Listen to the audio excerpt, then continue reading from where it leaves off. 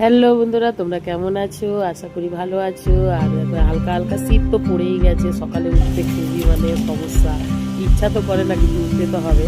সকালে উঠে সব কাজ করে পুজো পুজো করে নিয়েছি। তারপর চা নিয়ে বসলাম। চা খেয়ে টিফিনের শুরু সব আলাদা আলাদা করে সবার টিফিন করে দিতে হবে। এই যে পরোটা করছি, আর এখানে লাউ আর আলু দিয়ে একটা সবজি করছি। ওটা ছেলে মেয়ে খাবে না, ওটাও বাবার জন্য। এবার টিফিনটা করছি, তারপরে যে একটা ডিম ভেজে দিলাম। ডিম ভেজে দিয়েছি, আর ছেলে মেয়ে যেহেতু ডিম টোস্ট খাবে, তাই বাবাকে একটা ডিম করে দিলাম।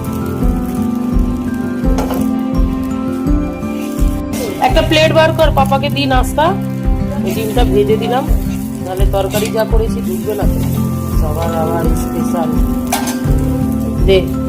এমনি রেডি হচ্ছে, ইনাকে রেডি করতে হবে, চারিদিকে সমস্যা। তোর মতন